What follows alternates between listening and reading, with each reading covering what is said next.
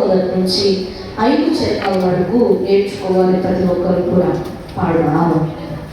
వధువు సంఘము వరుని కొరకు,